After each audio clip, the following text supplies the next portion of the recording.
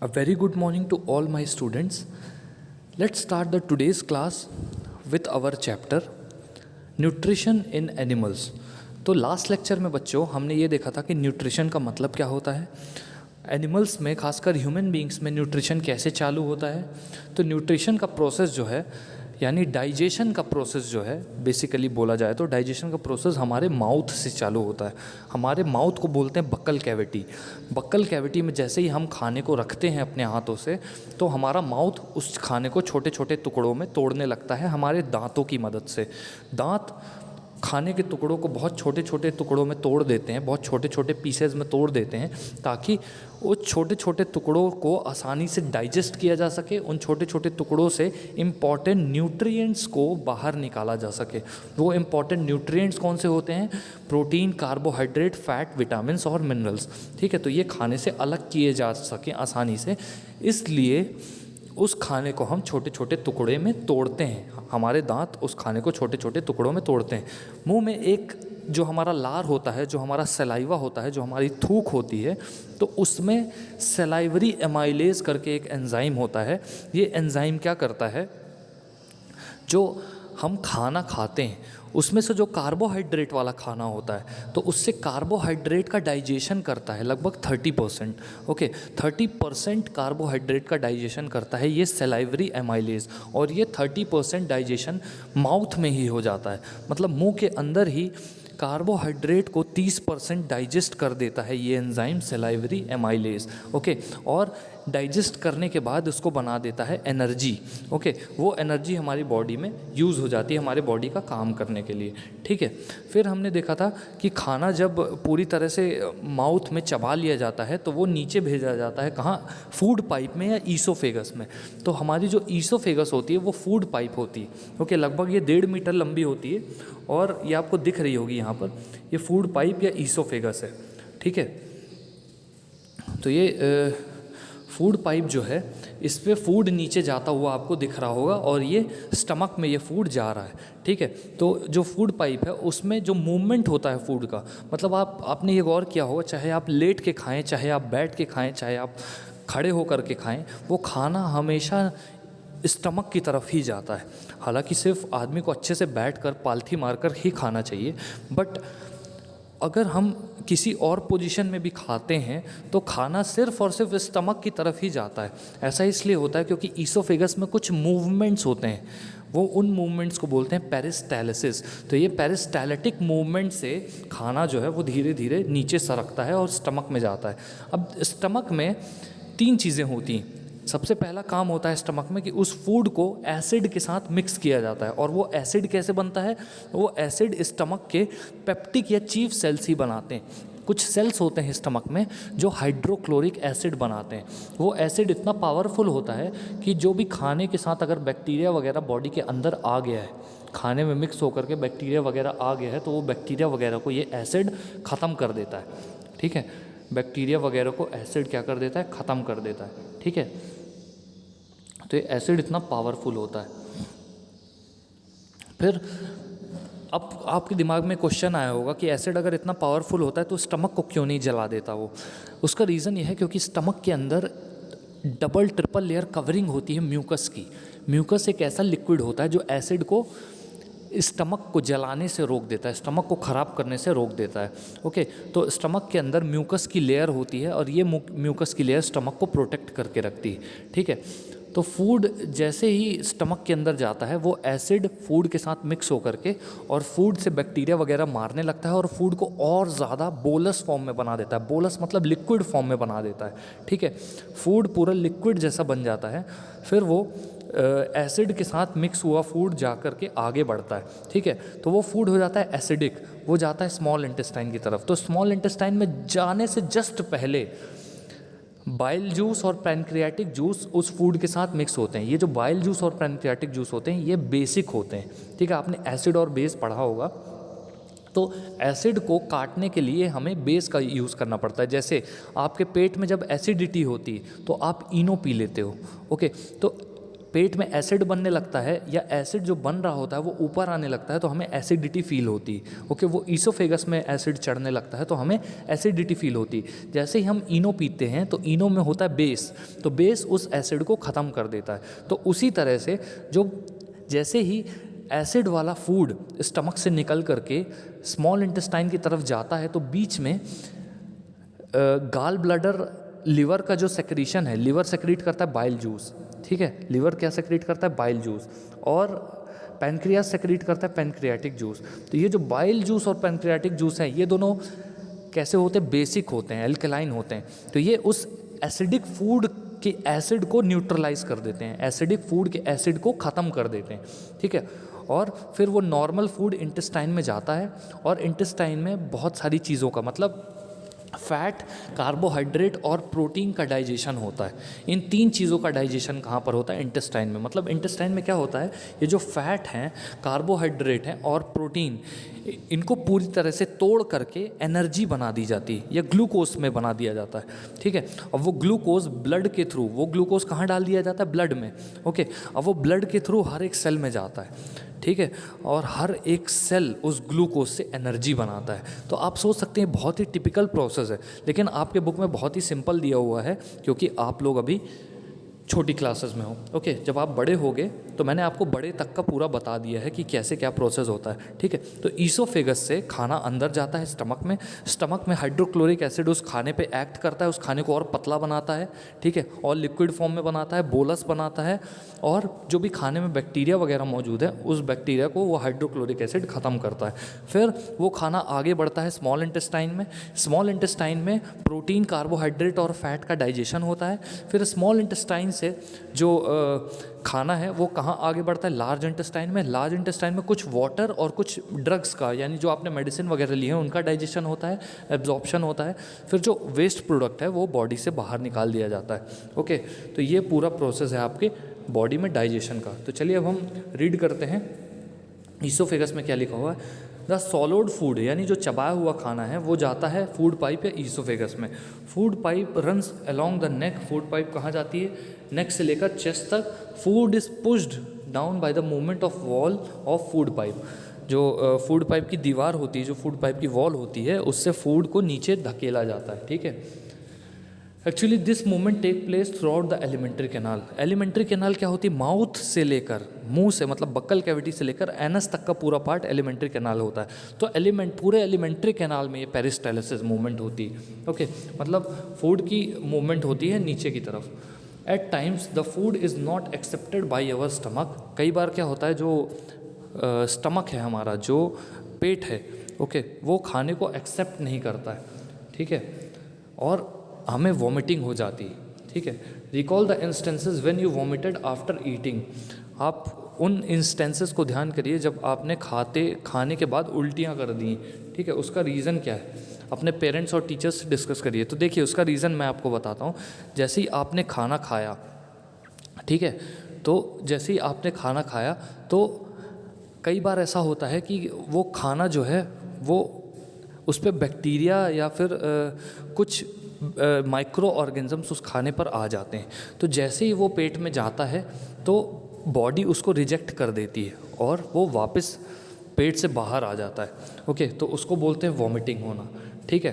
तो जो बैक्टीरिया वगैरह वाला ख़राब खाना, खासकर जब आप बाहर कहीं शादी वगैरह में पार्टी के बाद खाना खा के आते हो तो वो खाना आपकी बॉडी को सूट नहीं करता है, क्योंकि उसमें कुछ माइक्रो ऑर्गेनिजम्स ग्रो कर जाते हैं, है ना। कुछ माइक्रो ऑर्गेनिजम्स ग्रो कर जाते हैं जो उस खाने को पोल्यूट कर देते हैं, जो उस खाने को ख़राब कर देते हैं, ठीक है। तो जब आप ख़राब खाना खाते हो तो आपको वॉमिटिंग हो जाती है, क्योंकि बॉडी हमेशा सही चीज़ एक्सेप्ट करती है, वो ख़राब चीज़ एक्सेप्ट नहीं करती। अगर ख़राब चीज़ बॉडी में डाली जाती है तो बॉडी उसके अगेंस्ट कोई ना कोई रिएक्शन देती, ओके। तो वही रिएक्शन होता है वॉमिटिंग, ओके। चलिए अब हम स्टमक की तरफ बढ़ते हैं। अब खाना स्टमक में पहुंच चुका है। स्टमक एक थिक वॉल्ड बैग की तरह होता है जो जे शेप का होता है, ठीक है, और सबसे चौड़ा पार्ट है ये एलिमेंट्री कैनाल का, सबसे चौड़ा पार्ट है एलिमेंट्री कैनाल का। ये खाना रिसीव करता है फूड पाइप से एक एंड पे, और दूसरे एंड पे ये स्मॉल इंटेस्टाइन में ओपन होता है, ठीक है। एक साइड खुलता है ये ईसोफेगस वाले एंड पे, ठीक है, जहाँ से उसको खाना मिलता है, और दूसरा साइड इसका स्मॉल इंटेस्टाइन वाले एंड पे खुलता है, ठीक है। इनर लाइनिंग जो होती है स्टमक की वो म्यूकस सेक्रेट करती है, हाइड्रोक्लोरिक एसिड सेक्रेट करती है और कुछ डाइजेस्टिव जूसेस सेक्रेट करती है। जो म्यूकस होता है वो मैंने बताया आपको कि स्ट्रॉन्ग हाइड्रोक्लोरिक एसिड के इफेक्ट से स्टमक को बचा कर रखता है, ठीक है। और ये जो हाइड्रोक्लोरिक एसिड होता है ये बैक्टीरिया वगैरह को मारता है, ठीक है। उन बैक्टीरिया को मारता है जो स्टमक में एंटर कर गए हैं खाने के साथ साथ, ठीक है।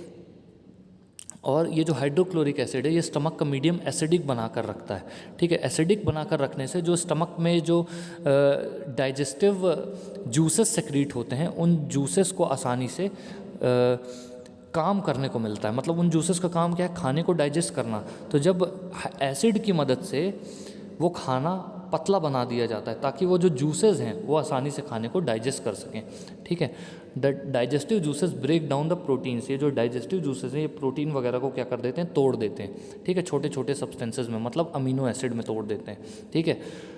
अब चलिए बढ़ते हैं स्मॉल इंटेस्टाइन की तरफ। The small intestine is highly coiled and about 7.5 metres long. Small intestine बहुत ज़्यादा कॉइल्ड होती और लगभग ये 7.5 मीटर लंबी होती।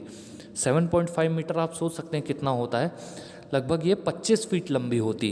तो इंसान तो खुद मैक्सिमम 6 फीट का होता है, ठीक है। बहुत ज़्यादा लंबा हुआ तो 7-7.5 फीट का होता है, इससे लंबे तो नहीं होते इंसान। लेकिन ये जो स्मॉल इंटेस्टाइन है ये इतनी ज़्यादा कॉइल्ड होती है कि शरीर के अंदर ये 25 फीट की इंटेस्टाइन भरी हुई होती, ओके, वो भी पेट के नीचे।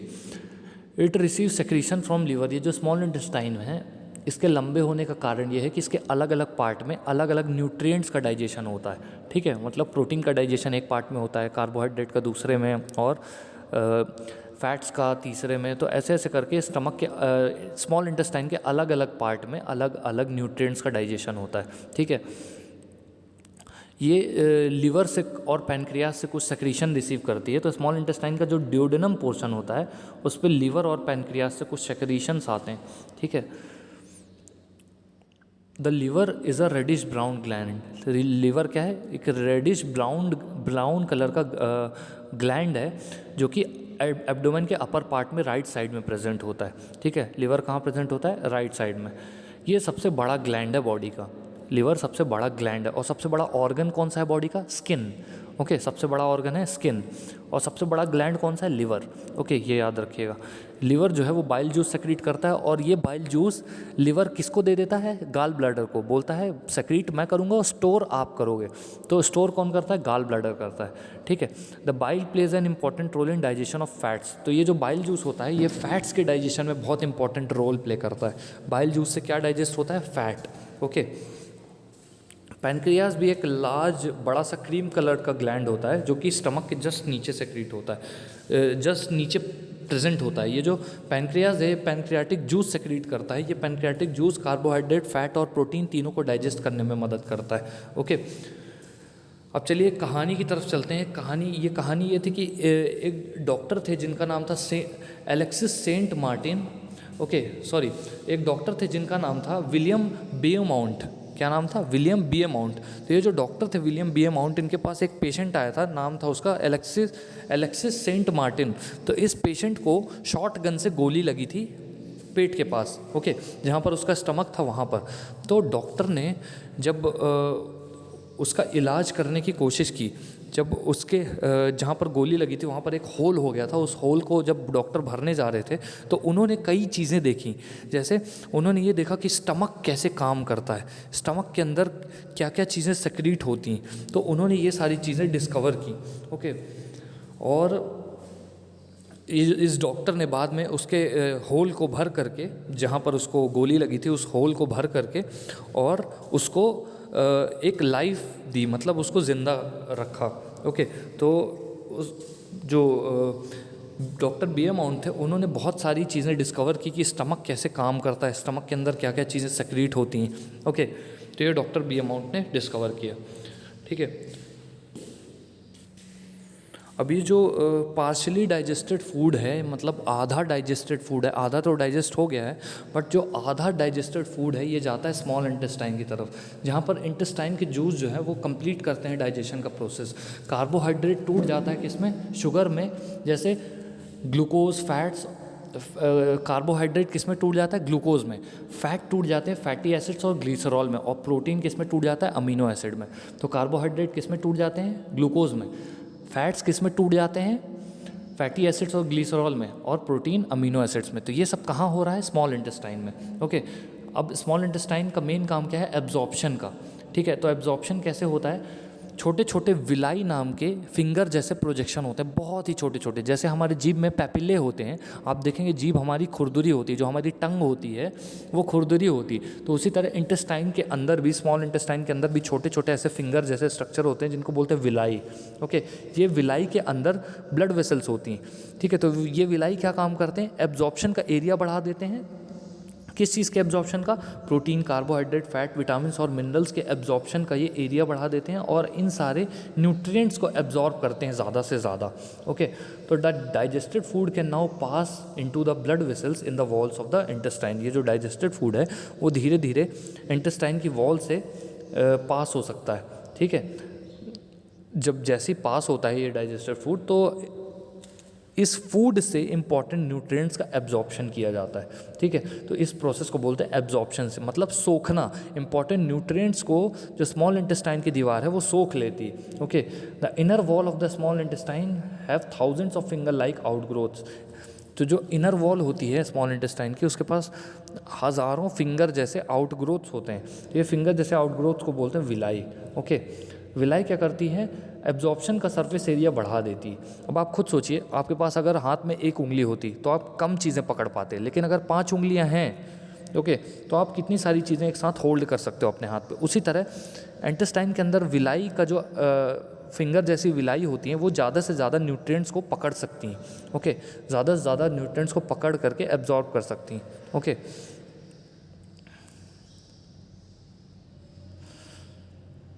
The absorbed substances are transported via blood vessels. जो एब्जॉर्ब्ड सब्सटेंसेज होते हैं वो ब्लड वेसल्स के थ्रू ट्रांसपोर्ट किए जाते हैं। ठीक है, मतलब जो फैट्स डाइजेस्ट होकर फैटी एसिड्स और ग्लीसरॉल बन गए थे, तो वो फैटी एसिड और ग्लीसरॉल ब्लड में डाल दिए जाते हैं और ब्लड उनको हर एक सेल तक लेकर जाता है और सेल में डाइजेशन होता है। इसी तरह प्रोटीन अमीनो एसिड में टूट गए थे, तो अमीनो एसिड ब्लड में जाते हैं। ठीक है, और ब्लड में जा करके वो हर एक सेल के पास जाते हैं और हर एक सेल में उनका डाइजेशन होता है और डाइजेशन के थ्रू एनर्जी बनती है उससे। ऐसे ही कार्बोहाइड्रेट ग्लूकोज बन गया था, तो ग्लूकोज ब्लड में जाता है और इस ग्लूकोज का डाइजेशन होता है हर एक सेल में। ओके, तो ये पूरा प्रोसेस होता है। ठीक है, अब चलिए आगे बढ़ते हैं। The surface of the villi absorbs digested food materials. The absorbed substances are transported via blood vessels to different organs of the body. ये जो transported substances हैं ये ब्लड वेसल्स से अलग अलग ऑर्गन्स में जाते हैं बॉडी के, where they are use to build complex substances such as, जहाँ पर ये कुछ ऐसे सब्सटेंसेज बनाते हैं जैसे प्रोटीन जो कि बॉडी के लिए ज़रूरी हैं। ठीक है, इस प्रोसेस को बोलते हैं एसिमिलेशन। एसिमिलेशन का मतलब होता है इकट्ठा होना। Okay, in cells glucose breaks down with the help of oxygen into carbon dioxide and water. अब सेल्स में क्या होता है, जो एनिमल सेल होते हैं वहाँ पर क्या होता है, ग्लूकोज इकट्ठा होता है सेल के अंदर और क्रेब्स साइकिल और एक और साइकिल होता है जिसको हम बोलते हैं क्या, C4 पाथवे। तो उससे जो ग्लूकोज होता है वो कन्वर्ट होता है किसमें, एनर्जी में। ओके, तो क्रेब्स साइकिल से ग्लूकोज एनर्जी में कन्वर्ट होता है। ये क्रेब्स साइकिल कहाँ चलती है, सेल के अंदर। Okay, the food that remains undigested and unabsorbed enters into the large intestine. ये जो बाकी का बचा कुचा खाना है जो डाइजेस्ट नहीं हुआ है वो कहाँ चला जाता है, इंटेस्टाइन में। अब लार्ज इंटेस्टाइन में खाना आ गया है। लार्ज इंटेस्टाइन चौड़ी होती है और छोटी होती है, ये लगभग 1.5 मीटर लंबी होती है। इसका मेन काम क्या होता है, पानी को एब्जॉर्ब करना और कुछ सॉल्ट्स को एब्जॉर्ब करना अनडाइजेस्टेड फूड मटेरियल से।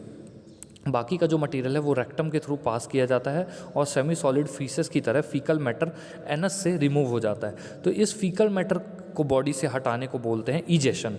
ठीक है, ई मतलब एग्जिट।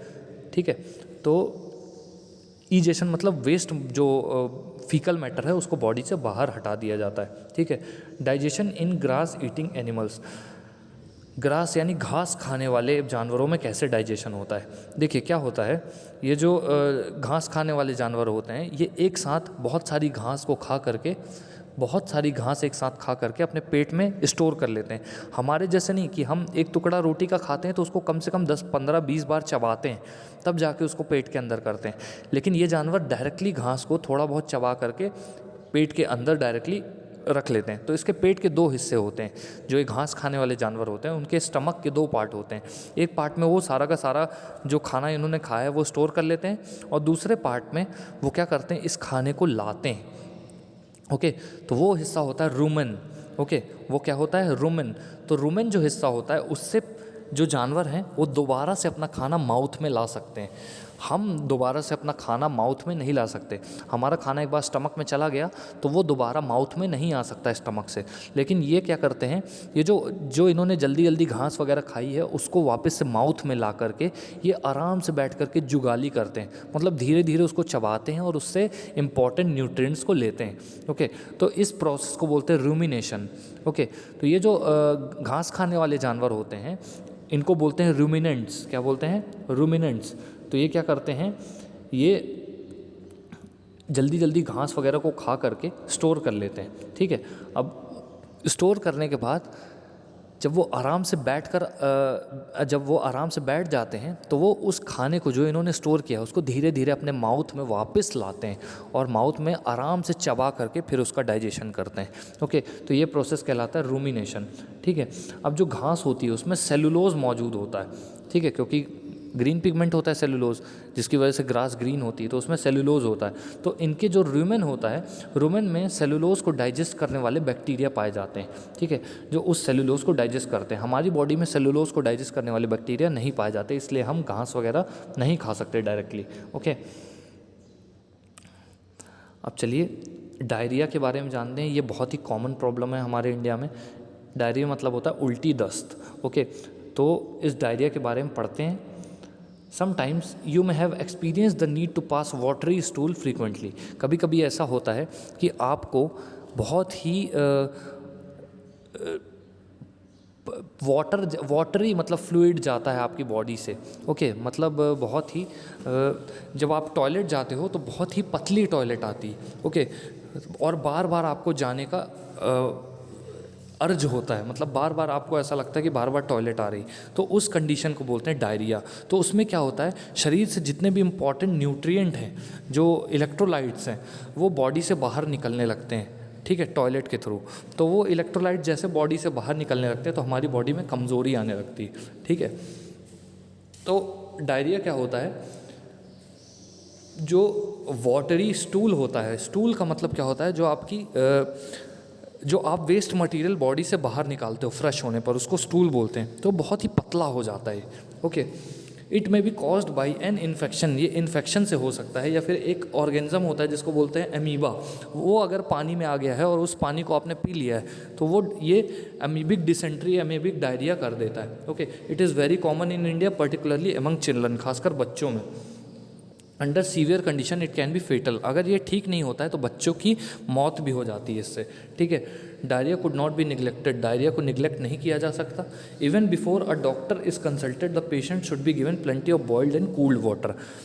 एक डॉक्टर के कंसल्ट करने से पहले पेशेंट को बहुत ज़्यादा उबला पानी देते हैं और उस पानी को फिर ठंडा करके देते हैं। फिर उसमें ओरल रिहाइड्रेशन सॉल्ट्स यानी ORS डाल के देते हैं। ये सॉल्ट्स क्या करते हैं, बॉडी से जो वेस्ट मटेरियल बाहर निकला है, बार बार जो आप टॉयलेट गए हो तो उसके कारण आपकी बॉडी में जो कमज़ोरी आ गई है उस कमज़ोरी को दूर करता है।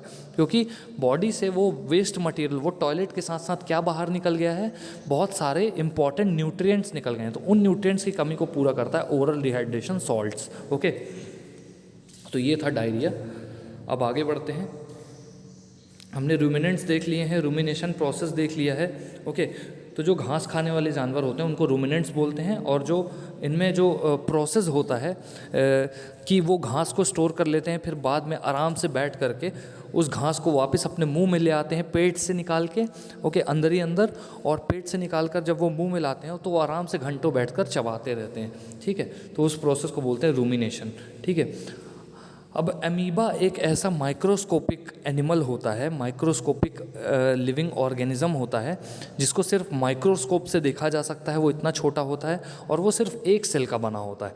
ठीक है, और ये जो अमीबा होता है ये अपने खाने को, अपने चलने को अपने शरीर से ही करता है, मतलब इसके शरीर में ना हाथ होते हैं ना पैर होते हैं, लेकिन ये जब चाहे हाथ पैर कुछ भी बना सकता है, हाथ जैसे पैर जैसी चीज़ें बना सकता है। तो इनमें जो हाथ जैसी पैर जैसी चीज़ें होती हैं या माउथ जैसी चीज़ें होती हैं उनको बोलते हैं सूडोपोडिया।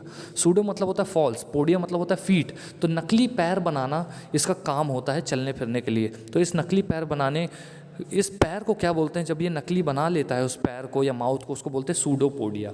ओके, तो इस सूडोपोडिया की मदद से ये चल पाता है। ठीक है, तो ये देखिए ये अमीबा है, इसका कोई शेप नहीं होता है, इसके अंदर एक न्यूक्लियस होता है। ठीक है, और ये देखिए कैसे फूड पार्टिकल को ये अपनी बॉडी में अंदर ले रहा है माउथ जैसे स्ट्रक्चर बना करके। ठीक है, माउथ जैसा स्ट्रक्चर बना करके ये फूड पार्टिकल को अंदर ले रहा है और एरो के थ्रू आप देख सकते हैं फूड पार्टिकल कैसे डाइजेस्ट होता है और ये फिर अपने शरीर से उस फूड पार्टिकल को, जो वेस्ट प्रोडक्ट है फूड पार्टिकल का, उसको बाहर निकाल देता है। ओके, तो ये अमीबा में डाइजेशन का प्रोसेस है। ठीक है, तो amoeba is a microscopic single celled organism. Amoeba एक ऐसा ऑर्गेनिज्म है जो कि एक सेल से बना है और ये सिर्फ माइक्रोस्कोप से देखा जा सकता है, आप अपनी आंखों से इसको नहीं देख सकते हैं। ठीक है, amoeba has a cell membrane. Amoeba की एक सेल मेम्ब्रेन होती है, अ राउंडेड डेंस न्यूक्लियस, एक न्यूक्लियस होता है इसके अंदर, और स्मॉल बबल लाइक वैक्यूल, एक फूड वैक्यूल होता है जिसमें ये खाने को रखता है। फूड वैक्यूल जैसे हमारी बॉडी में हमारा स्टमक होता है, हमारा पेट होता है जो खाने को स्टोर करता है, उसी तरह अमीबा के अंदर फूड वैक्यूल होता है जो खाने को स्टोर करता है अमीबा के। Okay, amoeba constantly changes its shape and position. Amoeba अपना शेप जो है कंटिन्यूसली कॉन्स्टेंटली चेंज करता रहता है, तुरंत। ओके, और अपनी पोजीशन भी चेंज करता रहता है, एक जगह से दूसरी जगह पर मूव करता रहता है। ये एक जगह से दूसरी जगह पर मूव करता है कुछ पैर जैसी चीज़ों से जिनको बोलते हैं सूडोपोडिया। मैं उनके बारे में आपको बता चुका हूँ कि सूडोपोडिया क्या होते हैं। ओके, सूडोपोडिया को बोलते हैं फॉल्स फीट। सूडो मतलब फॉल्स, पीडिया मतलब feet. Okay, amoeba feeds on some microscopic organism. कुछ माइक्रोस्कोपिक ऑर्गेनिजम्स पे अमीबा फीड करता है। जब ये फूड को सेंस कर लेता है अपनी बॉडी से तो सूडोपोडिया बाहर निकालता है और पूरा का पूरा फूड पार्टिकल अपने अंदर ले लेता है और उस फूड पार्टिकल को वो ले जाता है फूड वैक्यूल के पास, यानी उस पेट के पास जो अमीबा के पास होता है, उस पेट को बोलते हैं फूड वैक्यूल। ओके, वहाँ पर ले जाता है और वहाँ पर उसके खाने का डाइजेशन हो जाता है। ओके, ये जो अमीबा सब्सटेंसेस एब्जॉर्ब करता है, ओके, ये उसके ग्रोथ के लिए, मेंटेनेंस के लिए और मल्टीप्लिकेशन के लिए ज़रूरी होता है। ओके, तो स्टूडेंट्स आगे बढ़ते हैं। Digestive juices are secreted into food vacuole. ये जो डाइजेस्टिव जूसेस होते हैं ये फूड वैक्यूल में सेक्रीट होते हैं, मतलब कुछ ऐसे जूसेस सेक्रीट होते हैं जैसे हमारी बॉडी में हमने पढ़ा था स्टमक के अंदर हाइड्रोक्लोरिक एसिड सेक्रीट होता है, वैसे ही अमीबा का जो फूड वैक्यूल है, अमीबा का जो स्टमक है, उसके अंदर भी कुछ ऐसी एसिड जैसी चीज़ें सेक्रीट होती है जिससे जो अमीबा ने खाना खाया है बाहर से, जो बॉडी के अंदर लिया है, उसको उसके डाइजेशन में मदद मिल सके। ठीक है, they act on the food and break it down into simpler substances. वो फूड पर एक्ट करते हैं, वो डाइजेस्टिव जूसेस जो होते हैं जो स्टमक में होते हैं अमीबा के, वो फूड पर एक्ट करते हैं और उनको छोटे छोटे टुकड़ों में तोड़ देते हैं। The absorb substances are use for growth, maintenance and multiplication. ये जो सब्सटेंसेस अमीबा ने एब्जॉर्ब किए हैं ये अमीबा की ग्रोथ यानी अमीबा को ग्रो करने में, अमीबा के मेंटेनेंस मतलब अमीबा के शरीर में अगर कोई प्रॉब्लम है तो उसको सही करने में, और मल्टीप्लिकेशन मतलब अमीबा को डिवाइड करने में ताकि एक अमीबा से दो अमीबा बन सकें। ओके, इसमें मदद करते हैं। The undigested residue of the food is expelled outside the food vacuole. जो बचा खुचा जो अनडाइजेस्टेड फूड है वो बॉडी के बाहर निकाल दिया जाता है। ठीक है, the basic process of digestion of food and release of energy same in all animals. देखिए, खाना खाने का प्रोसेस और उससे एनर्जी लेने का प्रोसेस सारे जानवरों में लगभग सेम होता है। वो खाने को खाते हैं, खाना उनकी बॉडी में डाइजेस्ट होता है, डाइजेशन में कुछ न्यूट्रिएंट्स अब्जॉर्ब कर लिए जाते हैं, उन न्यूट्रिएंट से एनर्जी मिलती है और उन एनर्जी से बॉडी काम करती है। ओके, तो इस चैप्टर में हमने अभी तक यही पढ़ा है। जो भी आपको डाउट्स लगे, जो भी आपको ये इस चैप्टर में नहीं समझ में आया हो, जो भी मैंने बताया हो, अगर कोई पॉइंट क्लियर नहीं हुआ हो तो प्लीज़ मेरे से पूछ लीजिएगा। स्टूडेंट्स, बस ये है कि आप डाउट्स अगर नहीं पूछेंगे तो मुझे पता नहीं चलेगा कि इस बच्चे को समझ आ रहा है, किसको नहीं आ रहा है। और अगर आप सिर्फ ये लिखते रहेंगे कि I have completed the video and I have no doubts, तो इसका मतलब फिर आपको कोई डाउट नहीं है तो आपको एग्ज़ाम में पूरे मार्क्स आने चाहिए। और अगर मैंने एग्ज़ाम लिया, एग्ज़ाम में पूरे मार्क्स नहीं आए तो फिर मैं पेरेंट्स से कंप्लेन करूंगा इस बारे में। ओके, तो मैं आपको क्लियर इंस्ट्रक्शन दे रहा हूं कि अगर आपको किसी टॉपिक पर डाउट है तो आप वो डाउट अपने क्लियर करिए। ओके, बस मैं यही कहना चाह रहा हूँ, क्योंकि अगर एग्ज़ाम में नंबर नहीं आएंगे तो उस बच्चे को पनिशमेंट मिलेगी। Okay, so students, that's all for now, thank you so much.